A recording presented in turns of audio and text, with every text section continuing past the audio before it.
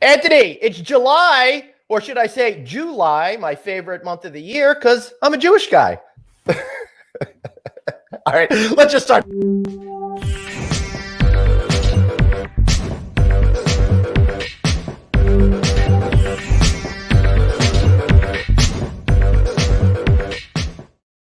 You know, I wasn't touching out with a 10-foot pole. I know. Probably a smart move. I like it. So, Anthony, before we get into the really important topic of today's conversation, that, of course, is having Mr. Peter Greenberg here today. What do you think of the haircut? I actually got out. I participated in a little local business here. Let me take the headphones off. I can tell you. All right. Oh, very pretty. You're such a pretty guy. Right? I decided to keep it a little bit longer. The wife said she wanted to see it longer. My mom was advocating for it to be a little bit longer. So we're gonna see. We're gonna see what happens over here. I like it, brother. I like it. But you know what? It's funny. We have the travel person of all travel people. I know. And he's not traveling. Let's find out why. Yeah, let's find Peter Travelist Greenberg coming right up.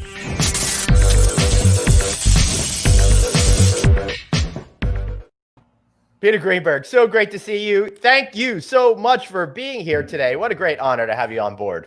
And happy to be here, but then again, I got nowhere else to go. Right, I know. Man, I'll tell you, the last time I saw you, we were sitting pretty at the Aria Resort back in February at the Forbes Travel event during that amazing dinner.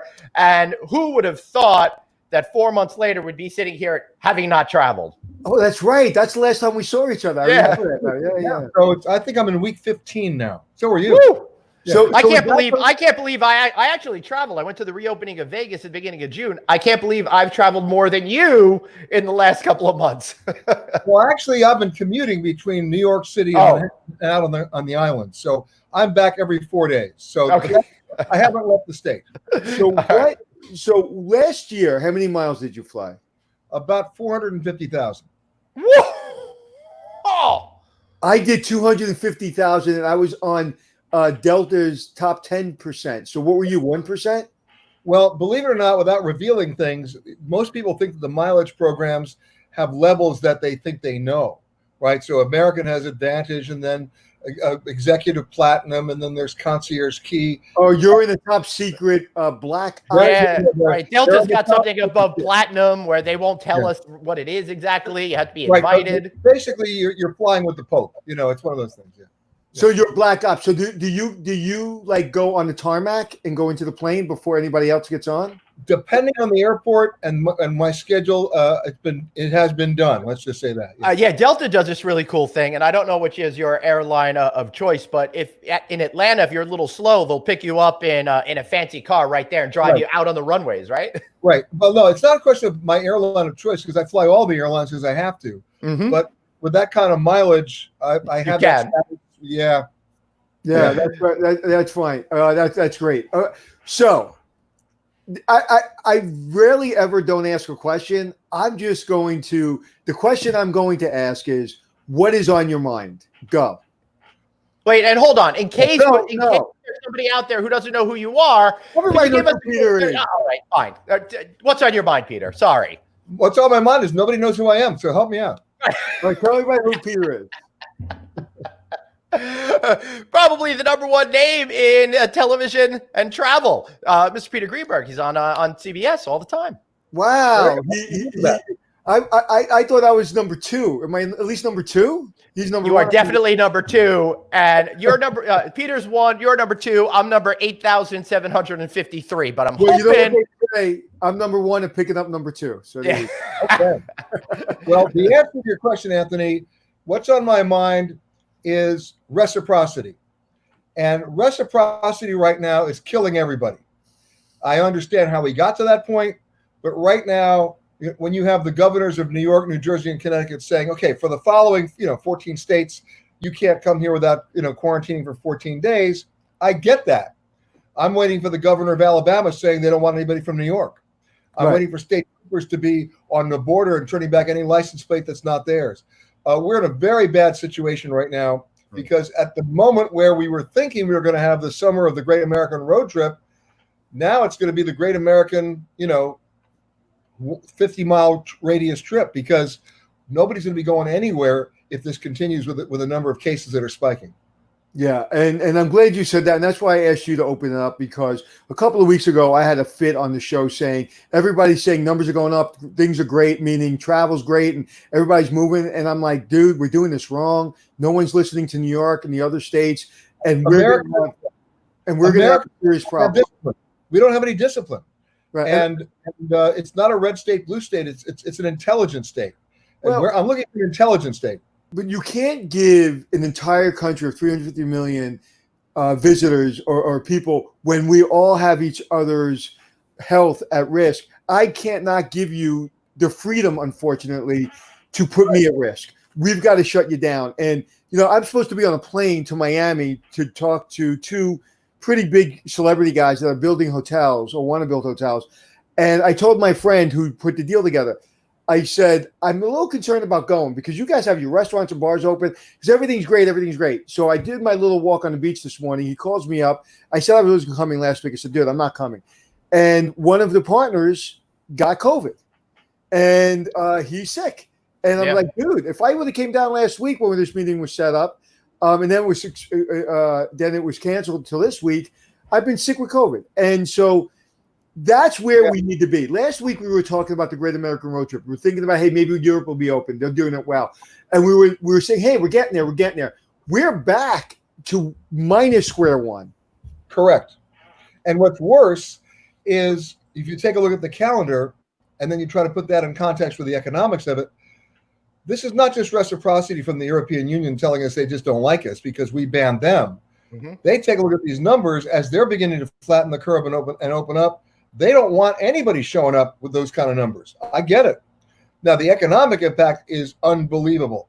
American travelers alone will spend $100 billion every summer in the EU. That ain't going to happen this year. Wow. Now, that doesn't mean necessarily that we're all going to crowd into the same RV and be the Clampetts. And it's not going to happen. It's not going to happen because there are not enough RVs. There's not enough places to park them. There's not enough campgrounds. And people just are not thinking in that way. Now, the good news is I have my own cement pond here in the backyard, so I can go swimming anytime. People don't even know. Like, you give me an RV, I'd be like, what do I do with it? Because I've been in an RV on my show, and I had 10 people dealing with it. I have no idea what to do with an RV. So I would do it, but like a lot of people are just afraid of it. Well, the first thing you need to know about an RV is don't take it out of the lot until you take the driving course on how to make a right turn. Peter, are you trying to tell me something? I'm trying to tell everybody. well, I don't know if you know this, but on one of my shows in Route 66, Nicole, who was our producer, was the only person allowed to drive the RV because I guess her dad had a trucking company. She's an amazing woman, one of my favorite people on earth. And so she's driving down the hills and everything. But I did like a couple of highway miles on it. They let me do it. But I said, let me take it around the corner so I can drive it in like for the opening shot. And they go, no. And I'm like, please. They go, okay. So I take a right turn, Peter. Uh-oh. And out of the parking lot, and somebody didn't close one of the trap doors on the side, and it banged into the fire hydrant. And I came back, and one of my producers, who wasn't one of my favorite people, lost her mind on me. And I was like, it wasn't my fault. I just made a right turn. So you're right. Be careful with your right turns. And speaking of rights, I think it's important to say there seems to be this whole issue with us feeling like our rights are being infringed upon. But in America, our rights only extend as far as it infringes upon other people's rights. And I would argue that the right to live is pretty much at the top. That's why you can't yell fire in a crowded theater, right? So I don't understand why people are so indignant and being so selfish here, and it's destroying our beloved business. Well, without getting political about it, when we have a lack of leadership in this country on a federal level to leave it off, we're not the United States of America right now. We're the fractured states of America. That's right. Everybody's acting in their own self-interest, and it's not helping anybody. There's no direction. There's no rule. I mean, look at this. When you get on an airplane, what do they tell you to do? Fasten your seatbelt. Okay, I get that. It's a federal air regulation put out by the FAA. And if I refuse to fasten my seatbelt, I am in violation of a federal law. I'm met at the gate by the federal marshals, and the consequences are severe. Wearing a mask is not an FAR. The FAA won't make the rule. They're idiots. I'm sorry. So the airlines don't have any legal justification to stand behind saying to you, all right, Anthony, if you don't put the mask on, you're going to be arrested. So they're just trying to be nice. They don't want to be sky cops. Well, you know what? I don't even think it's the planes, because I think you're starting to see Yes, it is the planes, but American Airlines, I think, screwed up a little bit. I think they're seeing reservations canceled because of it. And I think it's more the governors of each state are basically, if you're basically in lockstep with the federal government, you're going to keep your place open. And if you're not, you're going to be more. And there's the problem. This is not a state problem. This is a global problem. And every country should have a rule that makes sense, not just for their country, but in the overall context of the situation that they're in. And they're not doing it. So, Peter, we're not going to be able to change the federal government or other countries. But what we can do Wait a second. I do believe November 3rd is coming. Right. Yeah, well, we'll change it that way, hopefully. Yeah. But what I'm saying is, I want to hear your perspective. So you've traveled to, I'm going to guess 75 countries. Wrong. It's 152. Okay. Like I said, it's 152 countries. Yeah. I traveled to 50. Okay. There's only how many countries in the world? 196. Right. So you're almost there. So it's not a race. So the majority, is this a correct statement? 5 years ago, when you went to almost any one of those countries and you were an American, how were you greeted? Oh, I can't give you an answer for that. That's too general a question. I've been to countries where I wasn't even supposed to be. So the point is, if you're asking about the power of travel and tourism, that's an easy answer. People are fascinated with Americans. People are fascinated with our country. People want to engage you in a conversation. And if I landed today in Tehran, I would not be scared in the least. Wow. Because the conversation is all about, they've been watching our television for years. Unfortunately, they think it's all about Friends, but that's another story. But that's really the power of travel and tourism. But my point being is America's well respected. We're the laughing stock right now. We are. We've lost our leadership position on many, many different levels. And the real problem here is we're not going to get it back right away. We're not going to get it back right away because the economics of it are so severe. Forgetting political decisions or forgetting the error by omission problem that we have, we're not going to be able to catch up right away. We're going to lose 50% of our restaurants in New York, I think. Oh, easily. But it's more than just that. Anytime you're dealing with large social gatherings in confined spaces and the lack of and in the absence of widespread testing or a vaccine that's scalable, 1/3 of all travel jobs that are now unemployed are not coming back. Right. They're just not across the entire sector. Restaurants, hotel, tour operators, taxi drivers, bus drivers. I mean, we could go down the entire list that people don't really understand until something like this happens. Right. In fact, according to the U.S. Travel, before this hit, 1 in 8 jobs were directly influenced by people traveling to the United States or around the United States. So, Peter, assuming COVID is over tomorrow, which it won't be, you think that people from around the world will then choose to go to other places instead of coming to the United States and spending their money here? They will choose to come to other places that are not considered hotspots, whether it's the United States or anywhere else. It'll be one of the decisions we make, or one of the criteria that we look at before we make a travel decision. Sure. So that the entire way travel is now marketed has to be thrown out. The playbook is over. People are now focused more on the process than the product, because if you don't understand the process, you're never going to get to the product. So I'm not saying that we all have to dress in, total hazmat outfits for the rest of our lives, but people do want to know, how was my room taken care of last night? Right. Who was in my room? How many times is housekeeping going to be back in my room? And what are the points? What are the negative touch points that I'm going to go through from the time I make a decision to go somewhere, physical touch points, and the time I actually get there? And how do I mitigate that so that I'm somewhat protected so that I can enjoy the experience? And depending on how you define your travel experience, I mean, I look at the guys who run all the all-inclusive hotels. They have a huge challenge. Right. I don't see 95 people crowded into one pool for the pina colada anymore. But that was basically their business model, right? So what do you do there? If you're a bus operator, a bus takes 56 people. That's what a tour bus holds. Now they can only hold 28. What's their business model going to look like? Right. Amtrak's restricted capacity by 50%. So the good news is if you're going to go on a train today, the seat next to you is going to be empty. But who's going to protect Amtrak when they couldn't make money before? So it's going to change a lot. And we're going to see a lot of first we'll see mergers and acquisitions, and then we're going to see outright failures. Right. Now, you had mentioned changing the way that we market travel and stuff like that, right? Aside from the fact that at working at 50% capacity, nobody's going to be able to make money. Right. Hoteliers have been pushing, and travel people have been pushing experiences, getting out there and being with the people, touchy-feely, all of that kind of stuff. If you start to remove that from the equation, what's the point of traveling around the world? Well, here's the deal. Let's separate out Vegas, theme parks, and cruise ships. Let's put them over here, okay? Mm-hmm. Because they are, by definition, large social gatherings in somewhat confined spaces. And on that basis, they have a problem, right? Right. I can't envision myself having a great experience at Disneyland if I'm the only guy on the boat on Pirates of the Caribbean. Mm-hmm. I can't, because I'm meant to share that with somebody. On a roller coaster, I'm not going up there by myself because of physical distancing. I want somebody to hold on to because I'm scared out of my mind, right? Mm-hmm. That's part of the experience. In Las Vegas, I can't envision, you were there when they reopened, but I can't envision sitting at a blackjack table where I touch nothing and I can't talk to anybody and I can't even look at the cards. It changes the experience fundamentally, and it's not what people are necessarily seeking. Right. And at the large cruise ship level, they have a huge problem because you have 5,000 people plus the crew. You're nearly 8,000 people on one of these ships. I mean, already just getting on the ship and getting off the ship, forgetting the experience on the ship, just getting on and getting off goes against every kind of social distancing protocol we have. Right.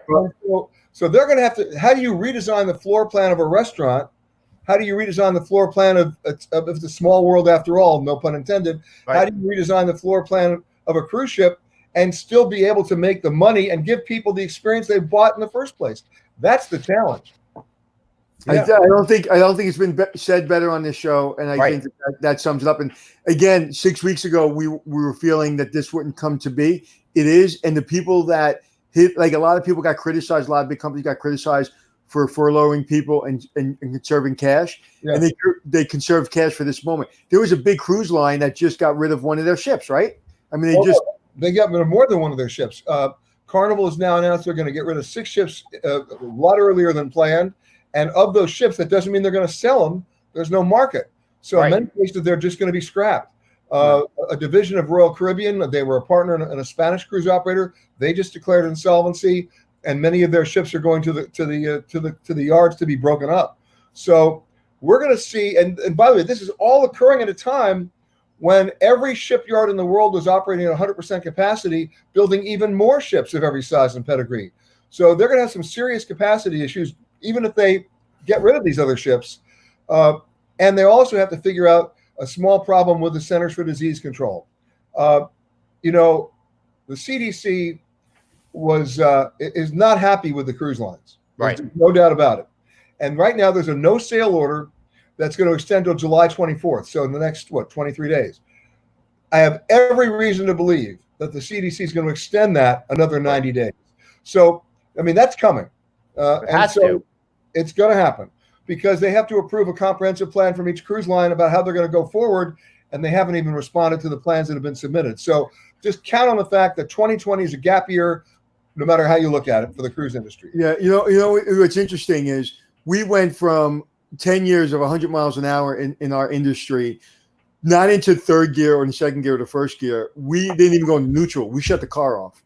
And that is and we could have survived 4 months with the car shut off. We cannot survive 8 months. You're going to see, to your point, you're going to see brands gobbled up by other brands. Blackstone is going to be owning everything at some point.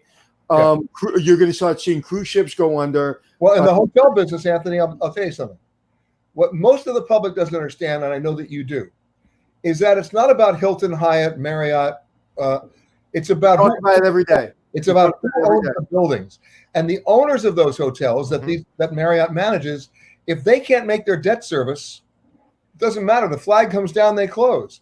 And that's what we've been talking about. We talk about it almost on a daily basis. Yeah. In fact, we're going to have Chip Rogers back on Monday. He's the CEO of the American Hotel and Lodging Association to, again, talk about these issues that are going, including a new survey that they put out that only 44% of Americans even intend to travel this summer. So, and it's getting. But you know what? Don't go by those surveys. Those are garbage. I'll tell you what. Total garbage. Yep. It's not what people are saying. It's what they're thinking. It's what they're thinking. And right now, we have our cultural DNA as Americans is that we don't want to travel. We need to travel. So given an opportunity, that 44% gets erased by 94% are going to figure a way to go. We just haven't been given a security blanket. We haven't been given a green light, but we're ready to go. Right. So I got a few questions here. But this first one, any thoughts on marketing messages, like how an upstate New York group is saying, hey, Maine doesn't want you, come to upstate New York instead? Well, listen, that's going to happen. Right. That's reciprocity again. Mm-hmm. You know, anytime you put in one of those things where Maine says it's a 14-day quarantine, then you know what? Upstate New York does better. It's within that 300-mile radius we were talking about.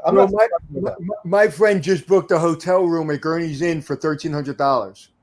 Well, wow. Okay, here's the thing that people don't understand.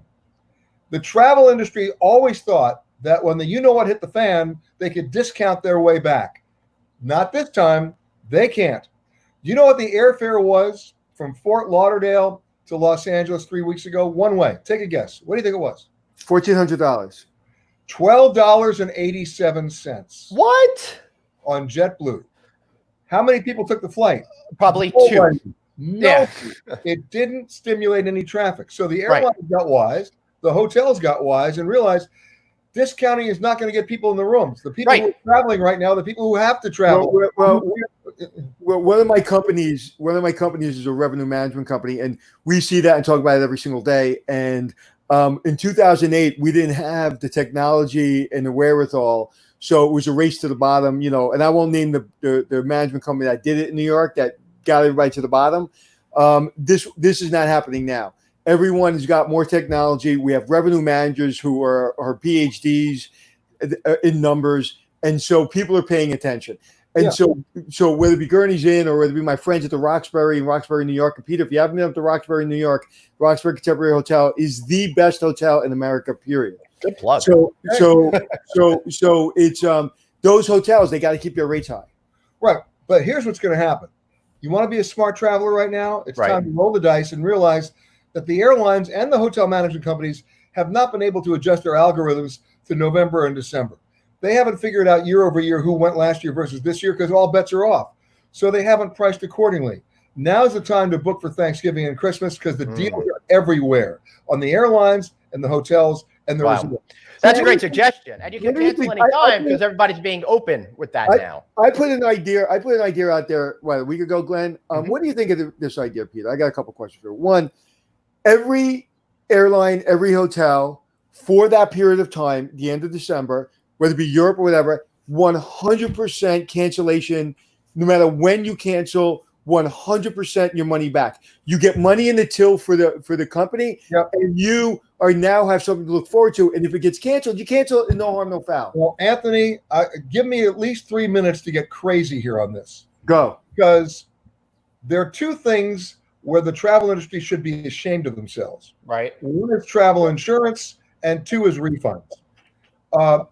And this is airlines, hotels, tour operators, resorts. Third parties, the OTAs too. Unbelievable. So, and nobody wants to take responsibility. You want to engender ill will? Guess what? You just did for the last 4 months. And what we learned from that is that in order to do what you want to do, which by the way, I think is a great idea, in order to do what you want to do, every tour operator and hotel should say to us, when you give us your credit card, it goes into an escrow account. And we don't get that money until you actually show up at the door or check out. And the same thing with your airline ticket, so that nobody plays games. God forbid there's another outbreak of the virus or something closes again. Because the very first insurance company that figures that out and writes a policy that actually covers something. Right. Think about this. You cannot complete a transaction for an airline ticket online without opting in or out of travel insurance. And you have no idea what the hell it is. Right. Or what it covers, or worst of all, what it doesn't cover. And 80% of the people who bought travel insurance when they bought those airline tickets where they couldn't even get the refund, the insurance was worthless to begin with, because on page 95 of their website, which nobody ever gets to, was the clause saying we don't cover you for pandemic. So insurance companies, you're in my target area right now. The very first insurance company that comes out with a policy that says the premium is going to be another $50, but we're going to cover you, gets my business and gets my support. That's great, Peter. On the other side, the owners are saying the same thing. They have all this business interruption insurance, and they're all being told it doesn't cover this specific pandemic, even if it says they cover pandemics in the insurance.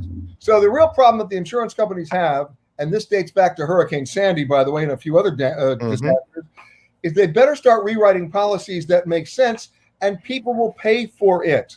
Right? Look, there's a trip cancellation policy that you can buy. What, CFAR, right? Cancel for any reason. Yeah, you only find out like at the end of the policy that yes, you can cancel for any reason, but you're only getting 75% of your money back. All right, but at least you're getting something. Everybody else got aced. I have gotten, and I'm not exaggerating, on my radio show alone, over 5,000 emails of complaints. And 4,600 of them were because of insurance or not getting refunds from an airline. Right. And you know what? When the airlines are getting bailed out for $58 billion, you better refund my money.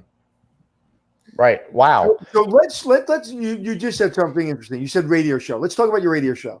Yeah. Tell people where they can find your radio show, and also talk about what you're hearing the most from people on your radio show. Well, the radio show is called Eye on Travel. It's distributed by CBS News.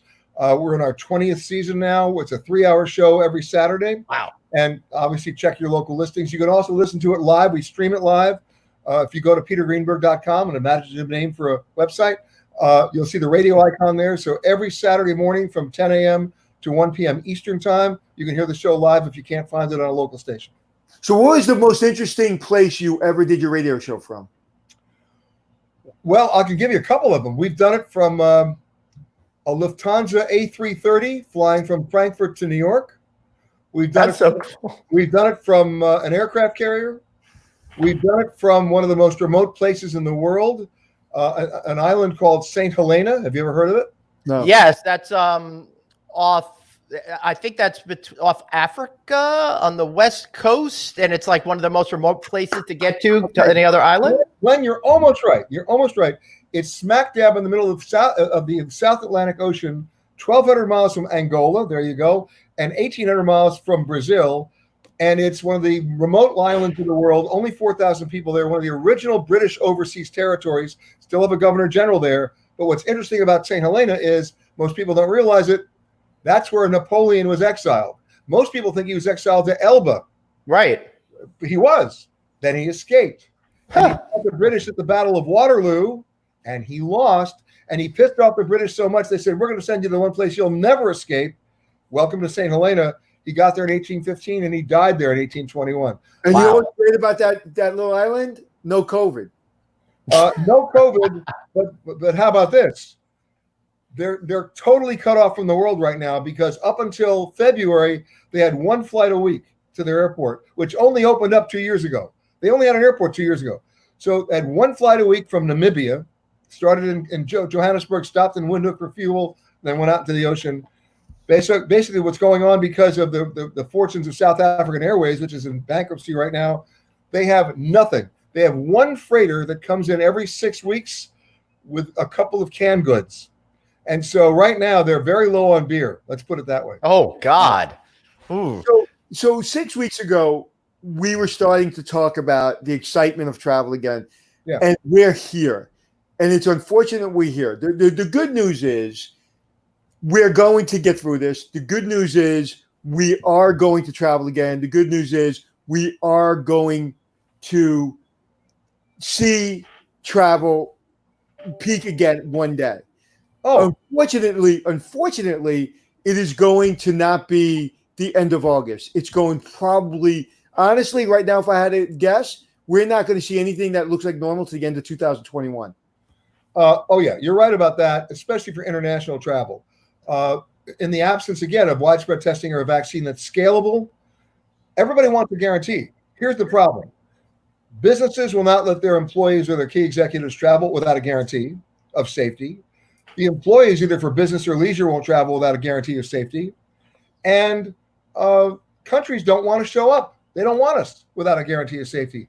And I go back to the days of the carte jaune, the old yellow health card, where you had to show before you get into a country that you've been vaccinated for smallpox and yellow fever and malaria, blah, blah, blah.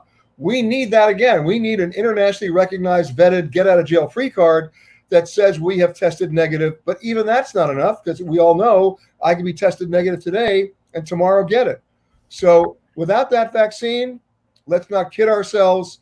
International travel is DOA until next year. Cruise travel is DOA until next year, with the exception of a couple of small ships and some river cruises, but very few operations. And then domestic travel, based on the states that are not spiking, you know what? South Dakota is looking great right now. But Right. You know what? I'm gonna put a pin in this for a second, because Until they do that rally next week with no masks. what's really important is we have a lot of brand leaders. We have a lot of people attached to management companies and companies. The great thing about this show is I'm attached to no one. Glenn's attached to no one. Yeah, we have sponsors and all that stuff, but we say whatever we want. You say whatever you want. And that is what's refreshing about what you just said. You are the most revered travel expert probably in the world. And you just said something that no one else has had the balls to say, that we're in trouble until the end of 2021. I said it, and then you confirmed it. And that is a lot bigger than me saying it. So the good news is those little hotels and those little resorts and those little towns are going to do best than they ever done. they are. And what I hope they do, and this is not a sales thing for my company, but I hope they call Hospitality Success, because we will teach you how to revenue management. Because right now you have an opportunity to shoot fish in the barrel. The New Yorks and the San Franciscos and the Chicago's of the world, we got a problem, because you got these big buildings that when last year was one of the best years for revenue in New York City, a lot of these hotels were having their worst year from a bottom line perspective, because everything from taxes to water to electric to union wages went up. So you've seen what now, Glenn, 2 or 3 major hotels in New York closed, done. Mm-hmm. Right.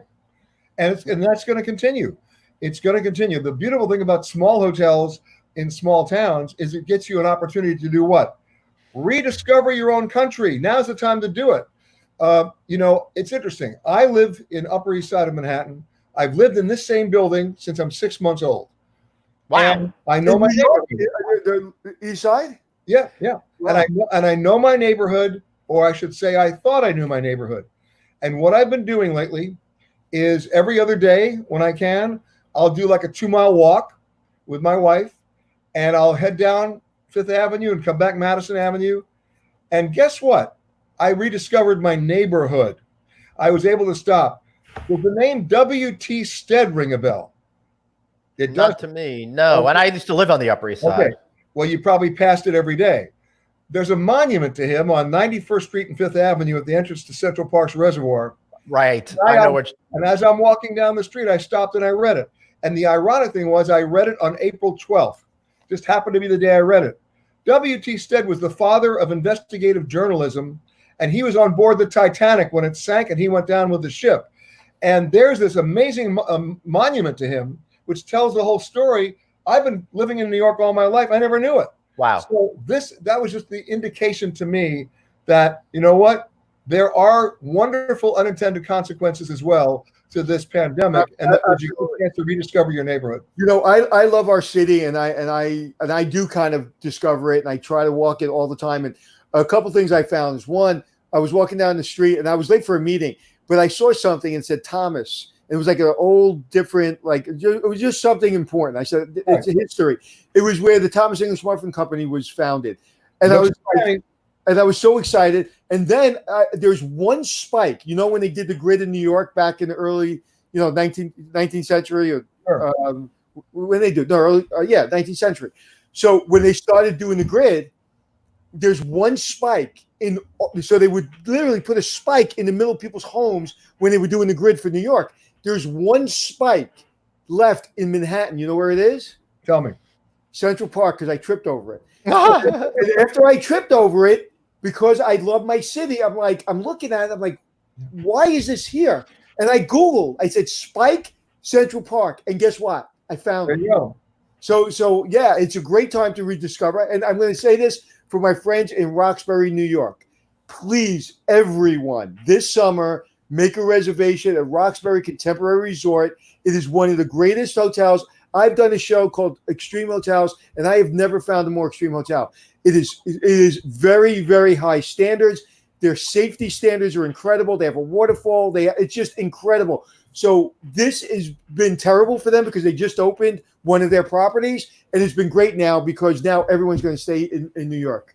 Yeah, I got it. So you're not promoting Roxbury or anything now? Right. So, Anthony, did you say you went to a place where Thomas's English muffins were created? Yeah. Did you see anybody there? I stopped by there once, but I couldn't find anyone. There too many nooks and crannies. No. Sorry. You got me. All right, Peter. Yeah. Sorry. Now I'm gonna have to get serious and ask you a real question instead of doing dad jokes. Andy Ingram, he's the CEO of NADHOOD, the National Association of Black Owner Operators and Developers, asked, "What do you see for the Caribbean when travel is restricted?" We had on Donovan White, who's doing tourism for Jamaica. They've got a great program in place. What does all this mean to those countries? Well, remember, they went from 30 million visitors to 0 in about 24 hours. Right. When you have tourism-based economies, the devastation is real and long-lasting, and that's what you're seeing throughout the Caribbean. It's also dependent so heavily on airlift, which is usually ignored by the major carriers. They don't look at the Caribbean as a high-yield market. They're the first guys to pull out. So if you're taking a look at Jamaica and St. Lucia and the Dominican Republic and so many other countries there that are so dependent on this, they have all announced, the Bahamas as well, today, as a matter of fact, July 1st, that they're opening up, and they'll do it in phases. But once again, they're going to have to change their economic model, because how many all-inclusives are there in the Dominican Republic? How many all-inclusives are there in Jamaica? Hey, guys, say goodbye to the buffet. I mean, I'm not going anywhere near a buffet, and neither are you. Well, I try to avoid those to begin with, but you're absolutely right. Oh, it's true. So, and the same thing in the cruise ship model. So they're going to have to figure out how many people they're going to limit in the hot tub, how many people they're going to limit in the jacuzzi, how many people are going to limit in the pool, what their bar capacity is. And remember, when you take, and Anthony knows this better than anybody, if you're looking at an economic model, they're not making I'm not talking about just the all-inclusives, but they're not making their money on hot dogs. They're making money on alcohol.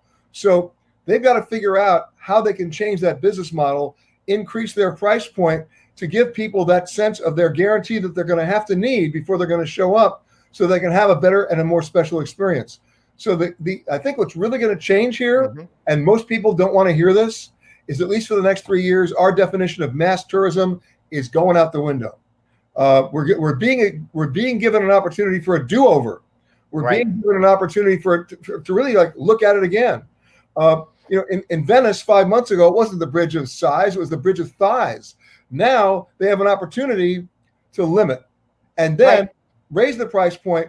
Now, the damage there is you develop a sort of a class system of travel, which we were trying to avoid. And you have a group of elites being able to travel because they can afford it. But let's not kid ourselves about something else here.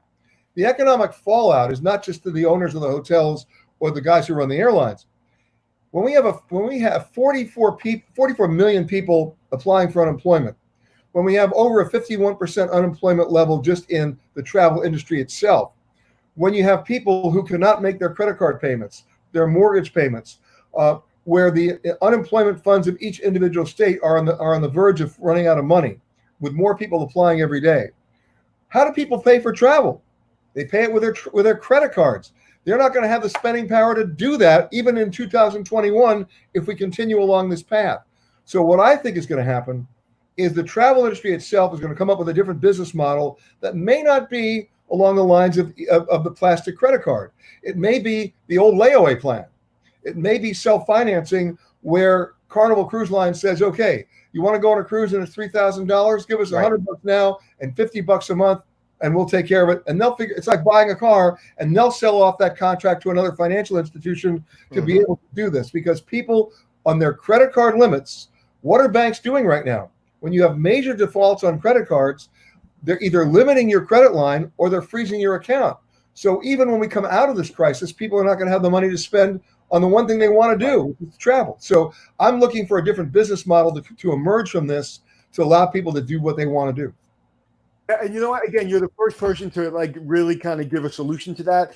And that's where it used to be before everybody started traveling. Everybody had a credit card. That's how they used to do it, right? Christmas, you kind of like what was it? The Christmas fund, right? What was that called? Exactly. Right? And you used to go and get the stamp every day for your 25 cents. You put in for your Christmas club. Right. It's going to be like a travel club. But what's refreshing, it's horrifying and refreshing, because it's horrifying that we're here, but it's refreshing that we will come back, but we got to do it smartly. We got to do it, and we got to do it slowly, and we got to do it. We've got to do it with that. We've got to take care of our employees. We've got to take care of our people, and we've got to take care of our individual businesses. Well, we can't look. And one of the things in my company, Hospitality Success, is we teach people how to go from their branded hotel to a non-branded hotel, or from a non-branded hotel, how to incorporate it into a brand.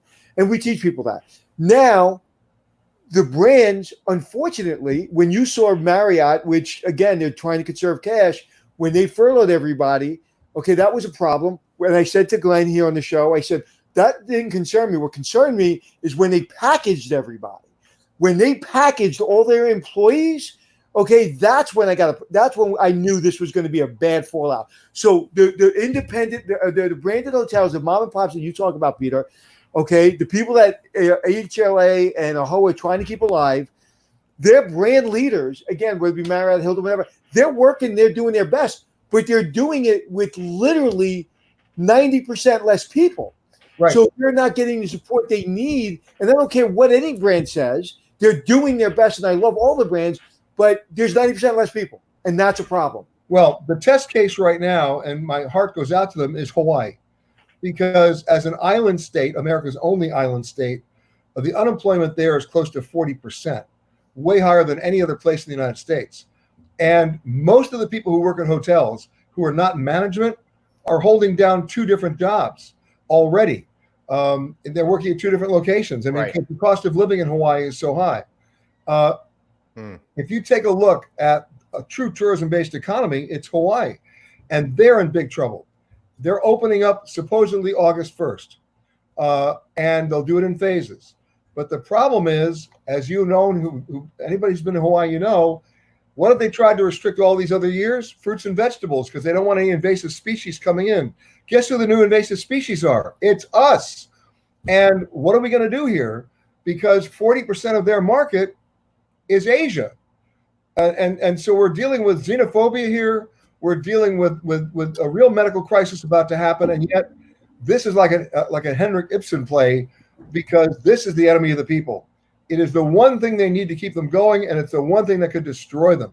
And so I'm watching very carefully to see how Hawaii navigates this, because how they make it work may be the way everybody else makes it work. Right, and unfortunately, right now we're in a position of headlines, and we're seeing some people write some stuff on our social media right now, and they're reading headlines and they're regurgitating what's coming out of the federal government. And let me tell you something. Right now, Peter was the most articulate person talking about this problem in months. And that's the problem. Everyone's reading the headlines, but what he just said and all the things that whether it be the plans going forward or what's coming, that's what we need to be thinking about. That's what we need to be listening to. Not the headlines, not the quotes that you're calling your other presidential rival names. And we need to be talking about how do we come out of this, and what do we do to change? Because right now, this is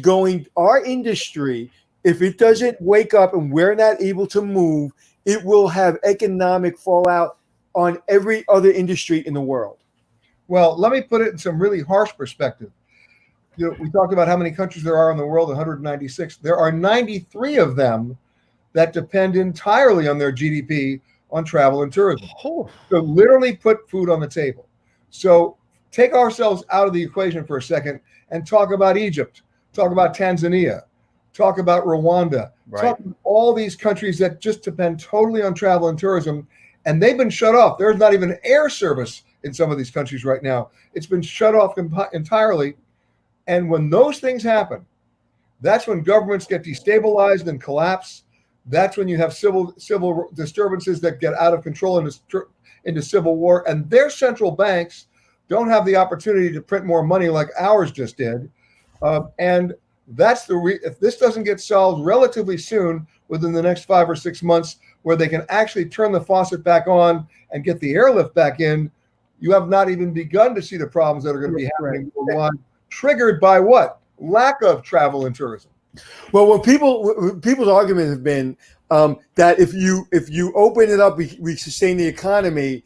But what our argument has been, if you open it up, you don't sustain the economy. You go slow to go fast, that we say almost every day on the show. That's right.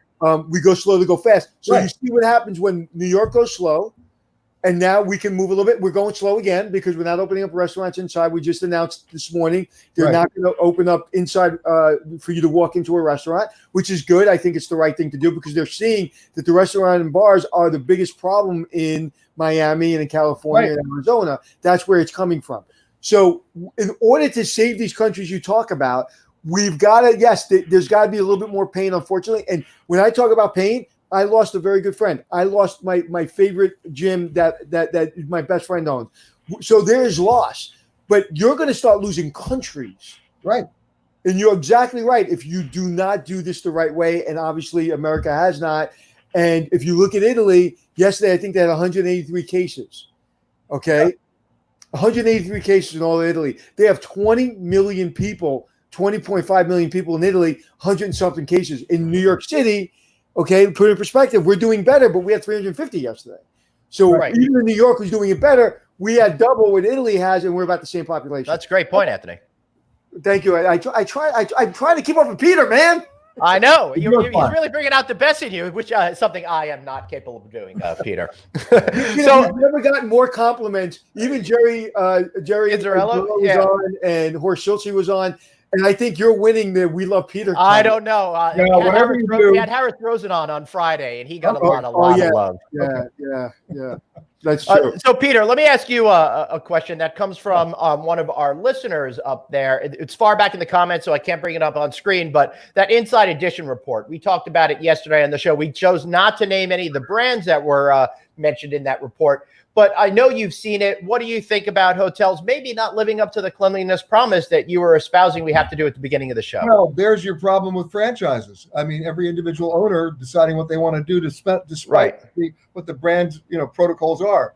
Look, let's forget the pandemic for a second and talk about what I used to do before the pandemic. Just do it again, right? I walk into a hotel. I don't care the name of the brand. I see the bedspread. I throw it in the corner. I never look at it again. I use a hand sanitizer or antiseptic wipe, and I wipe down the bacteria-laden TV remote control unit. The same thing with the telephone handset. And then I go in the bathroom and I take the glasses and I put them under hot water for 2 minutes because I don't know that they've been cleaned. Now, having done that, I'm not, completely out of my mind. I now enjoy my room. But the point is, I'm going to assume nothing. Glenn, tell Peter why I'm smiling if you listen to me. Anthony went on this whole tirade one day about the dirtiest place in the entire hotel room was the flusher, right? No, but why am I smiling? What did I say? Because you don't trust anything. He's a man who sits on towels in the hotel room because he doesn't trust a darn thing about the cleaning in hotel rooms. So what I am saying is the reason I didn't want to announce the brands is because when you have 30,000 hotels, you have 1 million hotel rooms. The brands are doing their best, but it's up to the general manager, and the general manager is doing their best, and the housekeeper who's cleaning 18 rooms is doing their best. Yeah, but wait, for 30 years. Here's the wait part. If the hotel's operating at 24% occupancy, they have no excuse for not cleaning those rooms. But my point being is, Peter, and we can discuss that, and I agree with you. Listen, I said yesterday, I was running 100% hotel. You can bring a blue light, a black light, a green light, a pink light, and you ain't finding with other hotels because I'm nuts. But okay, so I agree with you, but unfortunately that doesn't happen. But to your point, what I said yesterday was they're going to do their best, and some people's best aren't good enough. Right. You as a traveler, you've decided, like I decided to get on an airplane to go to Vegas. I couldn't go to Vegas because there were riots in New York and I didn't want to leave New York because of what was happening. I was going to go to Miami. I was okay to go to Miami. Then all of a sudden, Miami, you can't go. Then you have to come back and do 14-day quarantine. So I'm okay to travel. But if I travel, I'm going to do what you do, what I've always done. He comes to my rooms when we have meetings and he sees towels everywhere. I clean. So what I want to tell people is when you travel, don't put the complete onus on the brand or the operator. You also have a responsibility. That's correct. Do I need to tell you, like in New York City, you do not have to put your seatbelt on in the back seat. It's not law. If you're over the age of, I think, 16, you don't have to put your seatbelt on the back seat of the car. No one, when I'm driving, sits in the back seat of my car without a seatbelt on. Do I need to be told that? Do I need to be told that I need to clean down my tray table in an airport? Well, you know what? We're living in a society where maybe you do need to be told. And here's the problem. We don't have a discipline in this country anymore. Right. And everybody go in the military 2 years, Israel. Yes. Okay, but we don't have that discipline here. And everybody thinks that it's not them and that they're not taking personal responsibility.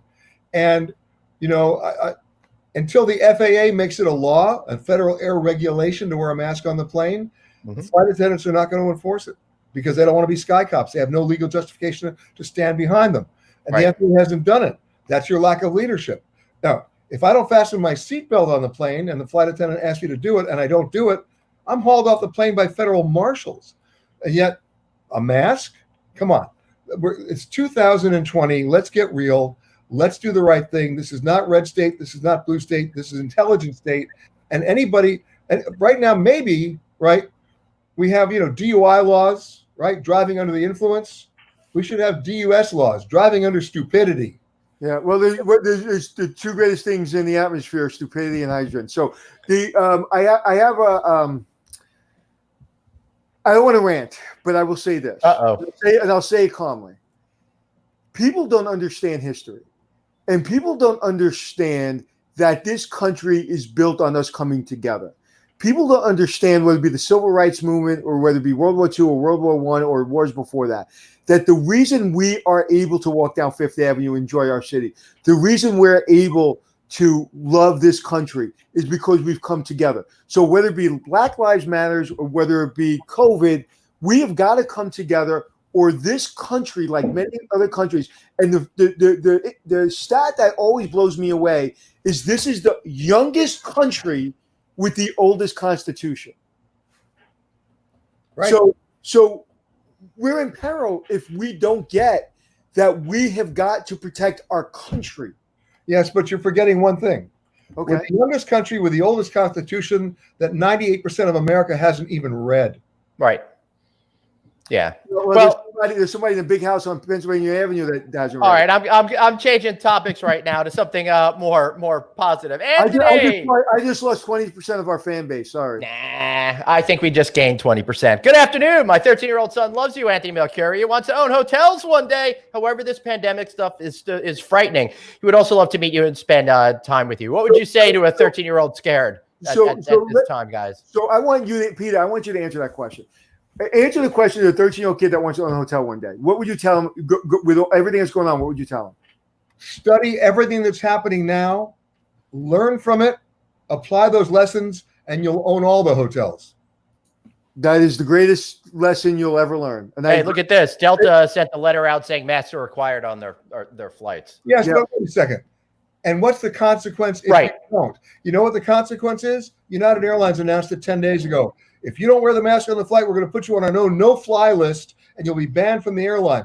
Really, for how long? They wouldn't say. Yeah. American. Now Delta's saying it. Okay, slap my hand. That's not going to work. And the problem, and this is the problem, if you don't make it a federal regulation, like you said, Peter, right, and then you can be put off the plane. This is what's happening. You say we're mandating it, and if you don't do it, we're going to bring you off the plane. Then all of a sudden, you've got all kinds of issues. No, you don't. I'll tell you why. Well, I think we're in agreement. The bottom line is this: the FAA and the anti-regulatory mood of the Trump administration doesn't want to put in a regulation. This is stupid. It's a no-brainer. It's like saying, you got to tell people to breathe. Okay, if you have to make that a law to help people breathe, I'm all for it. So in this situation, it's not negotiable. The FAA, maybe they don't want to put in a regulation about how to safely evacuate a plane anymore, because I happen to think they're idiots about that. And one of my favorite things I saw on the internet lately, and I've kind of had a news blackout, and I'm going back into my news blackout, but the lady where was it? In Florida somewhere, in Palm Beach, I think, and she said, by making me wear a mask, you are taking God's great I saw that. breathing system and destroying God's great breathing system. Well, guess what? When you get COVID, it takes care of that. And wouldn't God, have if he created this disease and then maybe it doesn't have anything to do No, with, I think with God that? would be wearing a mask. I really do. I don't know, Peter. We got a couple of questions here. What would the model look like if they mandated all masks in public places? And then also, our friend Colleen, just changed, says we have a group that filed a lawsuit saying wearing a mask is infringing on their rights. How do you process all of this? Well, Let's go back to the actual. I hope that's not Colleen's group. No, Colleen. Colleen is not somebody that would do that. Look, the model is simple. It's basically, let's go back to smoking and no smoking. Right. Everybody was screaming when the restaurants went to all no smoking, and guess what? It worked. It was the best thing for New York City. Business went up. Same thing with the masks. Look, you'll get me to argue about a lot of things where I think might be infringing on rights, but not this time. Here's how the model works. Do it or consequences. See you later. Well, you know what? I'm announcing that now, but I'm working with a PR company to announce something that I've worked on 6 years ago, and it's timely. We're going to bring it out again, and I have an opinion on how we reopen, and I don't want to drop it here because my PR company would kill me, but I wrote an article a long time ago about it, and that's the only way we can open safely and smartly. And now that 6 years ago people weren't paying attention to it, now you have to do it. One of the things that you're going to get mandated in New York City, and I guarantee you, again, I think this show we've been 3 or 4 weeks ahead of everything, Glenn. Yeah, you're going to be mandated in 3 or 4 weeks that you're not going to be able to open up the restaurant until there is a inspection of your HVAC system and how it's filtered, and are you using UV lights or whatever they decide. I just saw something on the news about that today. I know what it is. Here on Long Island, I saw our friend Mark Ergang was on a webinar, so I tuned in to watch that. And they're talking about how Long Island won't reopen gyms and bars and restaurants for indoors until they could figure out if air filtration is going to actually be helpful. Right. Because they're saying the reason Miami went Tango uniform is because of the restaurants and the bars, because of the filter system. Yeah. Right. Interesting. Peter, we're getting on 1 o'clock. Do you have a little bit longer to stick with us? Yeah, go right ahead. All right. Awesome. So go ahead. Anthony? Ask him a question. You ask him, and then I got a question for him. No, someone just put up a joke over here. How do you eat the small airline pretzels with the mask on? That's pretty. No, cute. the best one. But there's also The best one of all is the new in-flight safety announcement where they tell you in the event of a drop in pressure and the oxygen mask drops down, please remove your mask and put the other mask on. right. Like, really? Okay. Yeah. What do you think about all of these beaches and stuff like that? Everybody needs to get out, but everybody seems to commuting in beaches or at swimming pools. How do you see all of that affecting the future? When I'm not here in Manhattan, I live on an island out on Long Island where we have a huge beach problem. It's a national seashore, and we have the July 4th weekend coming up. I'm also a fireman out there, and I can tell you right now, we've been given instructions because the Suffolk County Police Department can't do it all. You're not going to see large congregations of people on the beach this weekend, and anybody who's walking out of a bar with a lot of alcohol with a group, they're going to get broken up. Where we live in New York, we're near the beach, a block away, and we saw lifeguards for the first time today because they opened up the beaches. It'll be interesting to see what it looks like on the beaches. I will tell you, I was on the beach this weekend because I don't really think I've seen the beach laying down for years because I've been traveling so much, but I've been spending a lot of time laying on the beach. And this weekend I was there, and it was crowded, but it was mostly people in the community, but it was crowded in a way that didn't make me uncomfortable. Well, I just saw somebody posted something about the mayor of Miami, saying that if you get caught without a mask, it's $50 fine. I'll put that back up. Further. If you're caught without a fine in Miami Beach, the penalty should be a $50 fine, and you're put in a jail cell with 20 other people with no masks. Right. Yeah, but this is the problem. This is the problem with everything that's going on in this country right now, with defunding the police and everything. You're making the police now the policemen for instituting a mask fine, and I don't agree with that. Well, I got to battle you on that one. I don't think the police should be social workers. That's something to be left to social workers. But once you have something law in the books and somebody violates it, that's what the police are for. Yeah, and then I agree with you, but it's going to be a mess down there. You're going to see viral videos all weekend of police trying to give somebody a ticket, and all of a sudden there's going to be some kind of no. There'll be viral videos of police trying to give somebody a ticket until people see the videos and realize they're not kidding. Right. Well, we'll see what happens. So I have a question. The question I have for you, Peter, is, and I only asked this in an interview when I'm actually hiring people for my hotel. So I've never asked this on a regular interview. I'm excited. What is a question I haven't asked you that you want to answer? Or you want to tell people? Which one thing we haven't gotten to or asked you that you want to answer? Well, I guess that would be what's the one mistake the media is doing in covering these stories? Covering the stories. Now. What's that? Covering the COVID-19 story that we're talking about now. Right. What's the one mistake that we're making? It's not about, and the answer to that is, it's not about fake news. It's not about hysteria. It's not about statistics that are beaten over the head. It's that we have too many people chasing fire trucks and not enough people explaining the fire. And we need context. We need perspective so that people realize, and it's not just going back to the 1919 flu, they need to realize this is real, and it's not political, and it's not red state and blue state. The virus isn't sitting around going, gee, I can't wait to invade Alabama. I mean, it's not. And it's not a hoax. It's not some delusional opportunity to try to make the president look bad. The president does a great job of that himself. I think the bottom line here is people need to explain this in real terms with real perspective and with real consequences. And once that happens, maybe the American public might listen if they're prepared to listen. Well said. And I forgot my question, my follow-up question. Yeah, because he's just on fire today. That I keep thinking I have something to ask you, Peter, and then all of a sudden you get into this thing, and I'm transfixed with what you have to say. So maybe tell us, where is this all going to go? What should hoteliers be thinking about now in order to save their businesses? You talked about maybe changing their marketing. Could you go a little bit into some of the fundamentals they should be thinking about? Sure. It's not, again, what people are talking about. It's what they're thinking about. And I'll give you an example. I was arriving in Panama City, Panama, about 5 years ago. I got off the plane. I was heading to Customs and Immigration, and a guy was standing there handing out forms. Mm-hmm. And before I even got to the counter, and I said, okay, I'll take the form because that's what he wants me to have. I thought it was a form I had to fill out. It wasn't. It was a letter to me from the president of the country. And everybody got the same letter saying, welcome to Panama. We just want you to know that while you're here, all your medical expenses will be covered. If you get sick, we'll take care of you. If you have to be flown home, we'll fly you home. We have great hospitals here. We have great medical care here. We want you to enjoy your experience. So hold on to this paper. If you need us, here's our number. You're covered.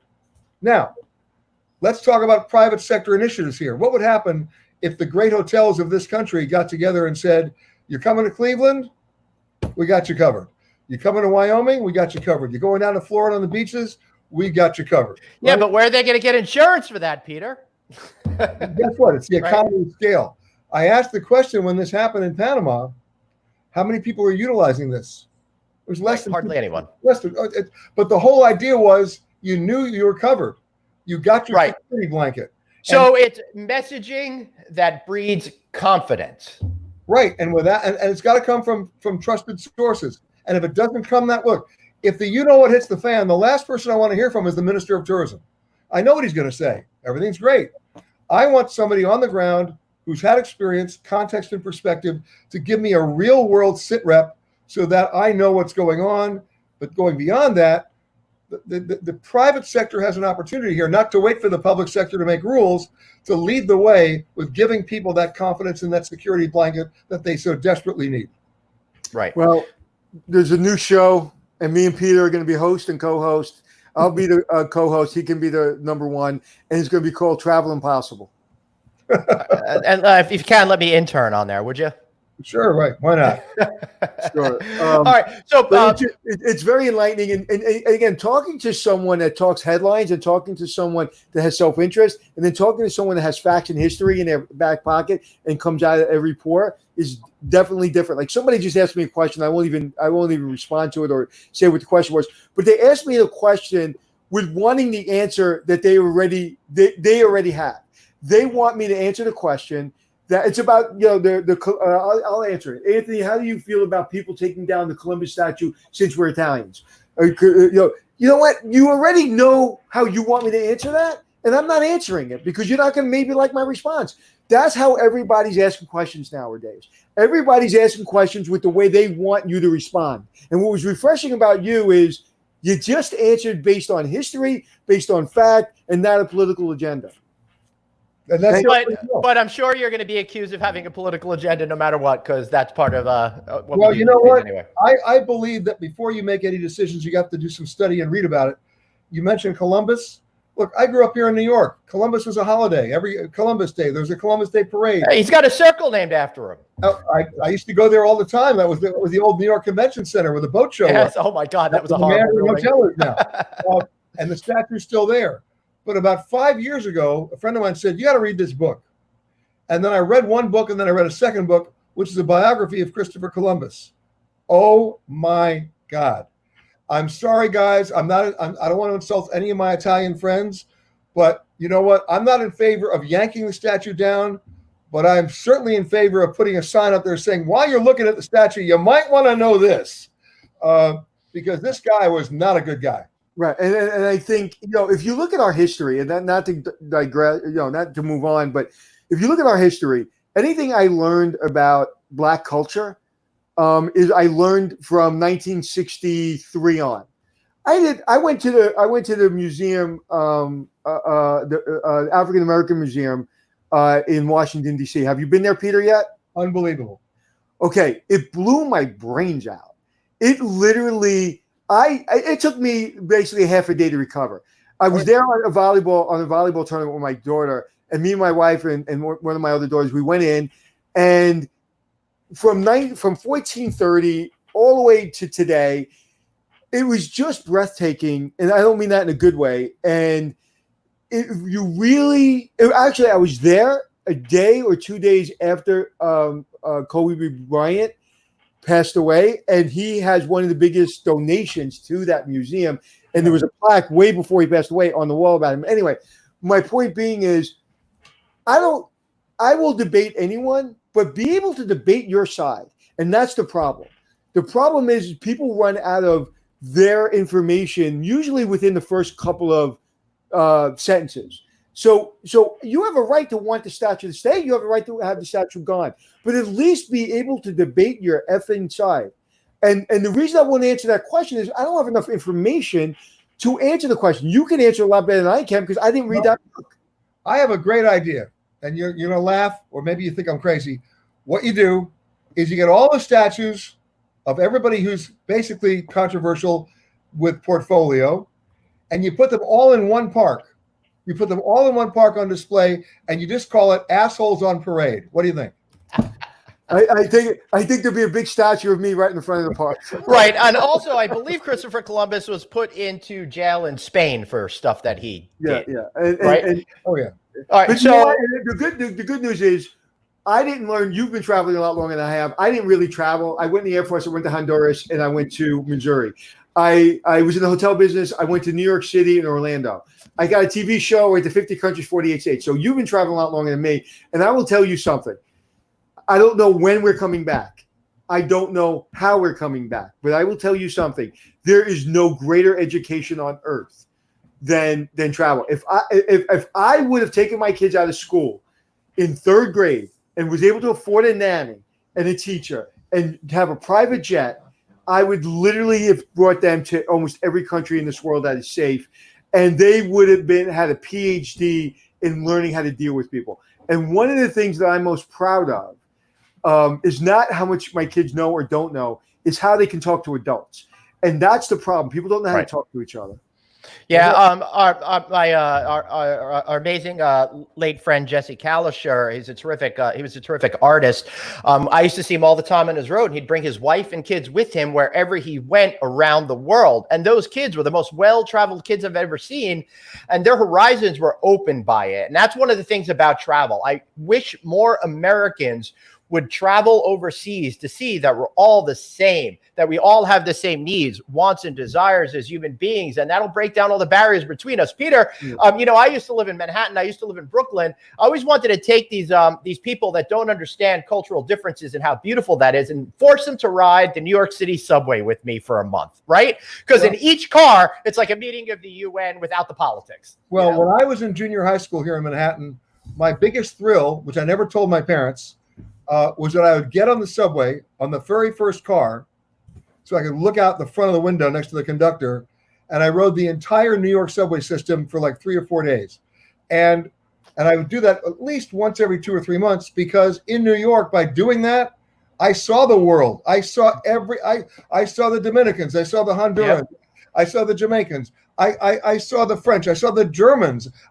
It was amazing. And what I would do is I would get out at random stops and go up. It was like, oh my God. And you know what? I'll do it again.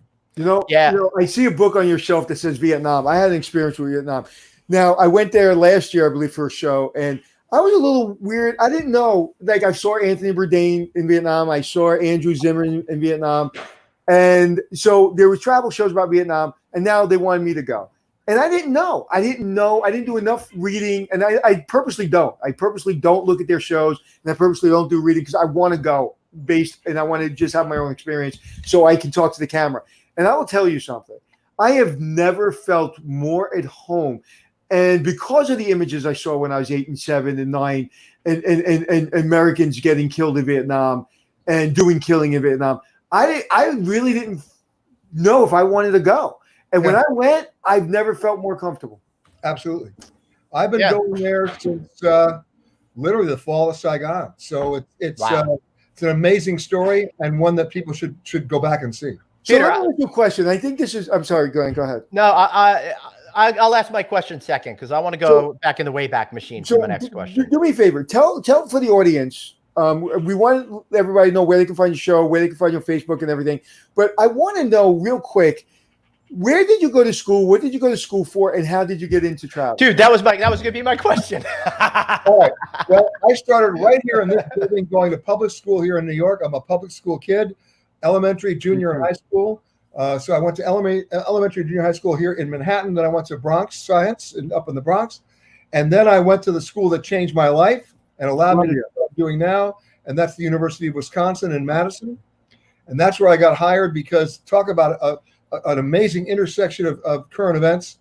I was there at a college that was the most active anti-war college of all U.S. universities combined, more than Columbia, more than Berkeley. We had the National Guard there for 2 years with fixed bayonets. Wow. I had my own tear gas mask and everything. And I got hired. I was working for the college paper, but I got hired as the youngest correspondent in the history of Newsweek. And I then started, I was at the age of 19, running around the country for them. Wow. So I was already in D.C. for the March on Washington. I was, my cover story was on Kent State, you name it, right? Wow. And then they sent me to the Houston Bureau, where I covered a guy named Greenberg from New York, Texas, Oklahoma, Louisiana, and Arkansas. Big education, best time of my life. And then out to the West Coast, where I was doing Watergate, because so much of Watergate was on the West Coast. People forget that. And I was in the LA Bureau and the San Francisco Bureau for 7 years. And then when I was doing all that, it dawned on me that nobody was covering travel or transportation as a story. So I used my access as a journalist to get thoroughly immersed in the process. So I still carry cockpit and jump seat authority from the FAA. Cool. When I fly, sometimes I'm in the cockpit. I trained as a, but I'm not a licensed captain. I trained as a flight attendant. I emptied lavatories. I did the same thing on ships. I am a Coast Guard captain. I got my license when I was 14 here in New York. And so I wanted to do that so I could ask the questions to be able to understand the process. Because once you understand the process, then if you're lucky, you get to explain it to the product to your audience. And so I developed that as a beat for Newsweek. And that's what started my travel column, which is an investigative travel column. And that led to Good Morning America, and then to the Today Show for 14 years, and then for the last 11 years on CBS. So 11 years already. Wow, I can't believe it's been that long. Yeah. So I'm an investigative reporter who's applied those skills, if you will, to the business of travel and tourism. Right. And the one thing that hasn't left you, my friend, and the one thing that will never leave you is your curiosity. And that's what makes you a damn good reporter. Awesome. So I'm always the 3-year-old asking that question, why, and hopefully get an answer. That's great. I love that, Peter. All right, Peter, tell us a little bit of how we can find you. Feel free. Shameless plugs abound. You take it over. Right. Other than staying at the Roxbury, I got no, here's my shameless plug. My website has the most imaginative name. It's petergreenberg.com. You can always email me to peter@petergreenberg.com. My show is called The Travel Detective. That's on PBS, and now we're in season 7. Think of that as like Dateline and 60 Minutes of Travel.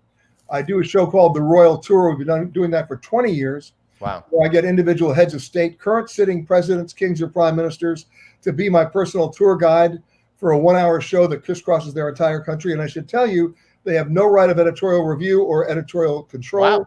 Wow. And that's if they want it, we don't do the show. We've been doing that a long time. And then, of course, the radio show, which is Eye on Travel on CBS. And so there you go. How do you have time to do all of that, COVID aside? Well, there's an amazing amount of synergy there. If I'm talking about something on the radio, there's a pretty good chance it's a good television segment. If I'm writing something in Costco magazine, chances are it has an expansive role on my weekly show on PBS. Right. So That's funny. I'm finding that right now with this show. It's really feeding everything else I'm doing. Right. It's like somebody, my PR company asked me a question. It's like, well, if they ask you this question, I said, they can ask me any question and I'm probably going to have an answer because all the experts are coming on and I'm learning every day. Yeah. And it's like, I learned more about travel today than I've learned in a long time. So it's, listen, if you're curious and you're passionate about what you do, you're going to learn and you're going to want to keep being passionate and curious. And now to me is the time to take your personal brand. And, we talk about personal branding all the time on the show. And I'm writing a book about it. But, Peter, you have had a personal brand before personal brands, people knew what they were. And you really kind of went out on your own a long time ago. And when anybody mentions your name, no matter where I am, matter of fact, anywhere I am, for some reason, I turn around, you're right next to me. And so it's hysterical. I'm doing a keynote, you're there. I'm doing a moderating panel, you're there. So you have built this brand because you have doubled down on your passion. And that to me is it in a nutshell. Well, travel is the largest service industry in the world. And what we're realizing now, and we get a chance to realize it every so often, but never more than now, it actually is front page news. And it's, you mentioned 1 out of every 8 jobs, Glenn. Up until the pandemic, it was 1 out of every 5 new jobs as well. So The impact here is huge and it touches everybody. Not everybody's interested in nuclear physics. Not everybody's interested in religion or sports, but personal wellness and health, finance and travel. And luckily, I get a chance to talk about all 3 of those every time I go on the air. Oh, beautiful. It was an absolute honor to have you on. All right, one last question for you. Where's Peter traveling to next? The Gristides Market somewhere on the Upper East Side or somewhere more exciting at some point? Well, actually, as I mentioned before, I'm a fireman. And I'm on duty 3 days a week, 7 months a year. And so day after tomorrow, after I tape my radio show, I will go out to Fire Island and be on duty. That's right. Awesome. So one of the things we don't do well enough on the show that I'd like to start doing is I want to start asking guests, who do you think we should have on the show that we haven't had on the show? So who do you think we should have on the show? Because we're running out. Because we've had anybody. We are not running out of great guests. But we'd like to know who you think we should have. If you could get this person on the show, I would say get Elaine Chao on the show, the Secretary of Transportation, because she's never done any interviews, and I would love to be able to come on your show and ask her a couple of questions because the Department of Transportation has a lot to answer for right now. All right, I'm sure they'll be jumping right on with that. You never know. Doesn't hurt to ask. Peter Greenberg, thank you so much for being here. That was absolutely amazing. We hope to see you again real soon. You got it, guys. Right, take care. Thank you. Wow. I say that I'm saying that after every interview these days. Unbelievable. It's I'm literally speechless because the power of experience, the power of enthusiasm, it just shows you. It just shows you I learned more. There was an insight there. And again, you can paint him any way you want on any side of the aisle. It has nothing to do with that. It has to do with his ability and his knowledge. And like you say, the man's a fireman out in Long Island. The man, is a captain of his own boat. He can fly a plane. It's like he really sucks up travel. And, you talk about Anthony Bourdain, and Anthony Bourdain is one of the greats of our time. But Peter was before Anthony, and Peter was doing it and doing the kind of things that Anthony was doing, probably with a little bit less fanfare than Anthony Bourdain. But Peter's been on the road a long time, man. I'll tell you something. If I want to know what alley to stay out of or what alley to go down anywhere in the world, I'm calling Peter. Right. Yeah, absolutely. Anthony, I know we had that other story that we were going to talk about. Do you want to do that, or do you want to just wait till tomorrow? All right. No, I do, because you know what? I think it's important. And again, hold on a second. I have at 2:00. I have time. I think it's important. And I have insight because I've run hotels for 30 years. So I'll give you my perspective. So, right, Jeff, so let's tee up the story. And I want to say that this. No, how about we don't tee up the story? How about we just show the video? Jeff, do we have that ready to go? All right, he's nodding yes behind scenes. If you could bring up that video, that'd be a super duper. But in the meantime, before he brings that up, I just want to say, hey, if you haven't joined us for the Hotel Reboot show, go ahead and join us at Hotel Reboot, hotelreboot.com. We got another great show coming up on July 8th. All right, so hotel fires worker who called police on Black family using a swimming pool. So you got a video in there? Yeah, keep going. There it is. All right, there it is. All right, run that video, please.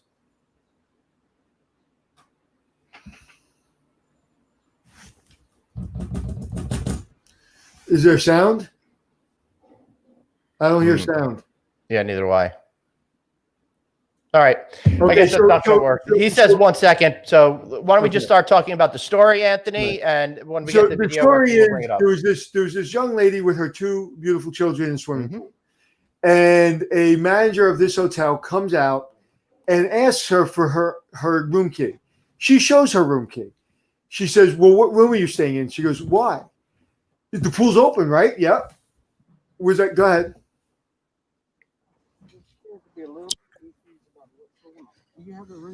I do, and I feel it's discrimination. It is discrimination. I have a room here, and I told her that, and I told and let me explain my side to you. She called you, officer, and she called you here. So y'all both here harassing me. Why have my children in the pool? It was other people in the pool. She said nothing to them. Okay, my room. Where's my proof? This is my proof. Okay, this is my proof. So why do I have to tell you what room I'm in? What did I do wrong? This lady here is discriminating me because that is not true. That is not true. That is not true. That is not true. You asked me what, I don't have to tell you. I have a key to get it, and I can show you that it worked. Why do you need to know what room I'm in? Boss tells me to make sure people are in room. In the room. You are. I have a room here. I don't need to give my name. I didn't break the law. As a matter of fact, right now, since we've been called out here, we got a certain amount of paperwork we have to do. I don't have to give my name. Yes, ma'am. No, I do not. I don't have to give my name. I don't have to give my identity. I did not break the law. I know the law. They run her license plate. You can do whatever you want. And they're running my license plate. Okay, Jeff, that's enough. I'm going to explain the rest. So you do because it was other people. All right, hold on. Let's remove it. You didn't say anything. All right. So basically what goes on to be said, and I was hoping they would say it before, is the young lady, the manager, said, people like you always use our pool without permission. Now, this is what my question is. The police officers did their job. They came out, whatever. There was no harassment. They left. They eventually left. So this comes down to that young lady saying that why, people like you. Okay, what does she mean, people like you? There were other people. There were white people at the pool.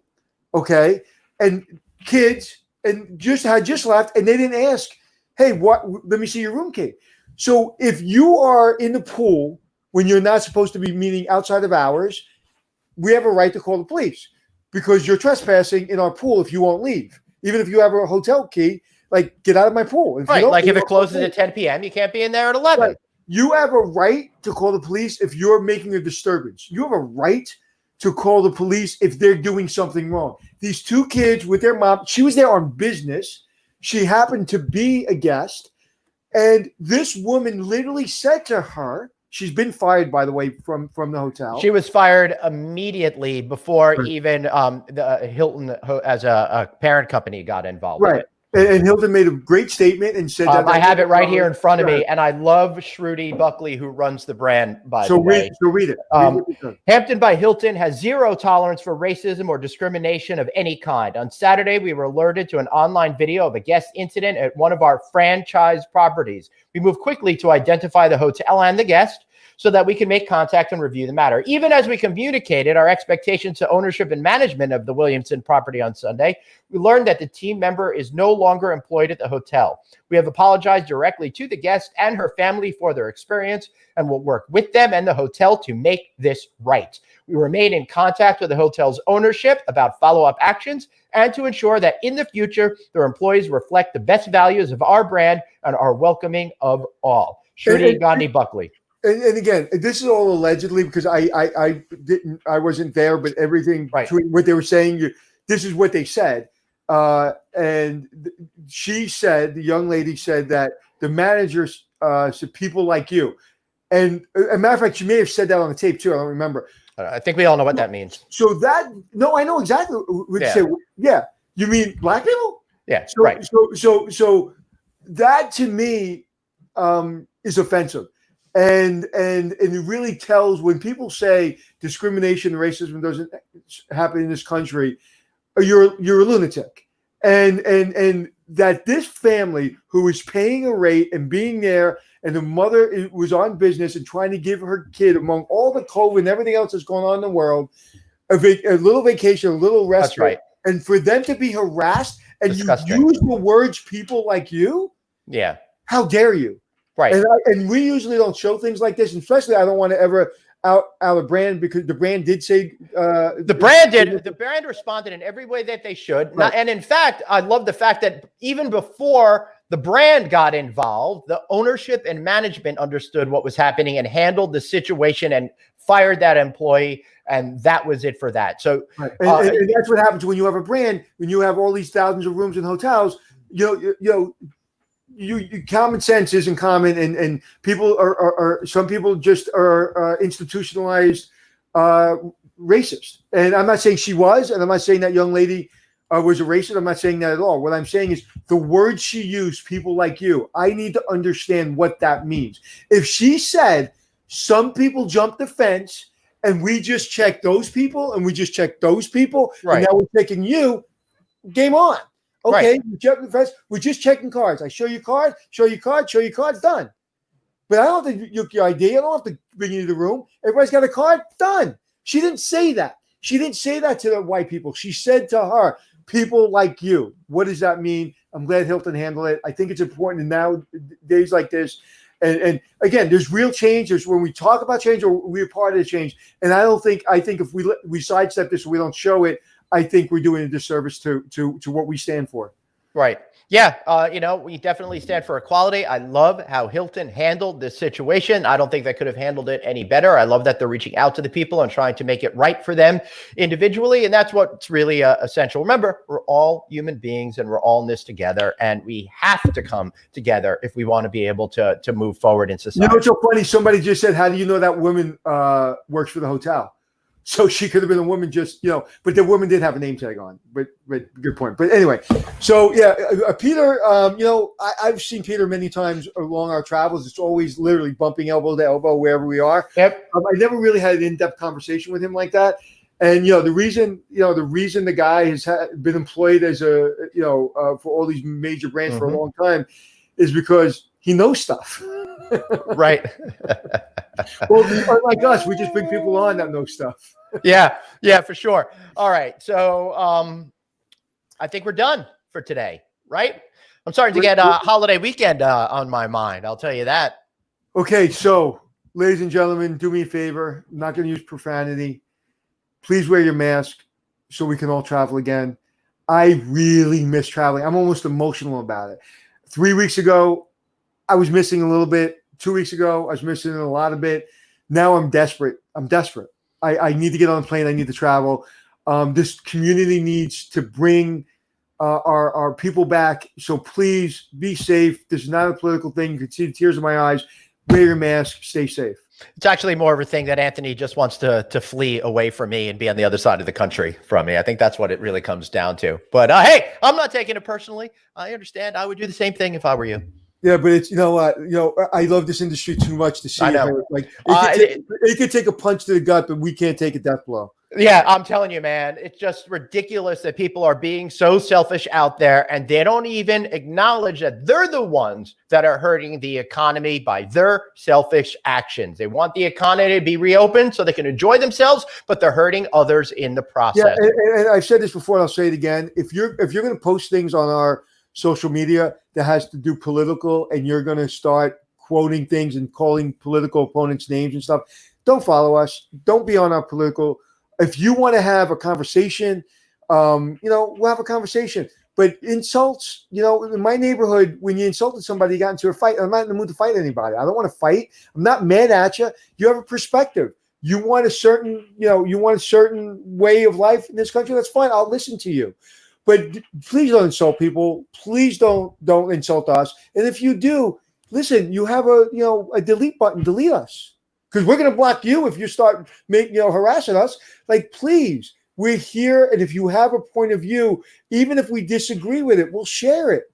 I'm not afraid to share it. But please don't do what everybody else is doing in America right now, where you just yell at people.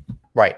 Yeah, I think you were right earlier on about people ask questions because they want you to validate their opinion. They're not necessarily interested in actual communication and discourse. And one of the things that I think we proved really well over the last 4 months of doing this show every single day here at 12 noon, and be sure to subscribe to us at, the word hotel to the text to 66866, is that we are teaching people these lessons. We are doing all of these things. We are moving everyone forward. And we'd like very much to be able to keep doing that in a good, open, organic way that helps us all find success together, because that's really what the message of this show is all about. How we can all move forward together, how we can all find success, and how we can all make this place a better planet. All right. So, Anthony, I know we got the hotel reboot. I got that show coming up on July 8th. I've got an amazing group of people, and we were including, let me bring up my little list here because we got so many great people. Mark LeBlanc, he's an SVP over at Aimbridge Hospitality. Steve Van of Prism Hotels and Resorts. And we got Ali Hope, who does development for Virgin Hotels. Beer and Hotel, the chairman of AHOA. Ali Hope?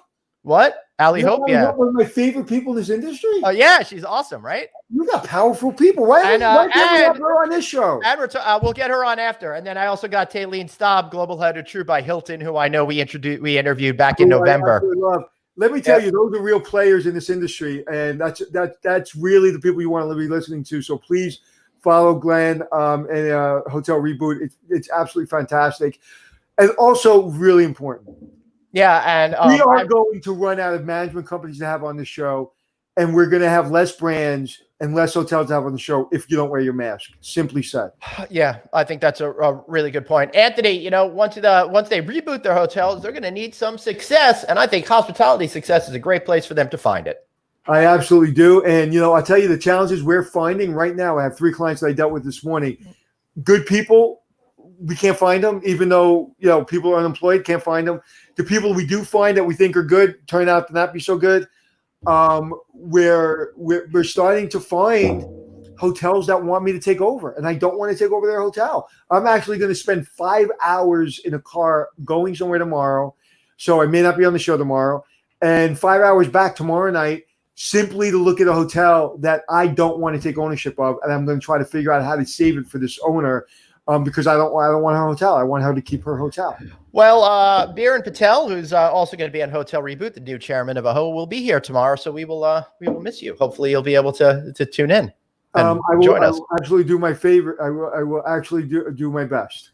All right, awesome. All right, let's wrap up this bad boy. Remember, everybody, you've got one life, so blaze on and. Thank you, Nikki Fox, for saying I look good today.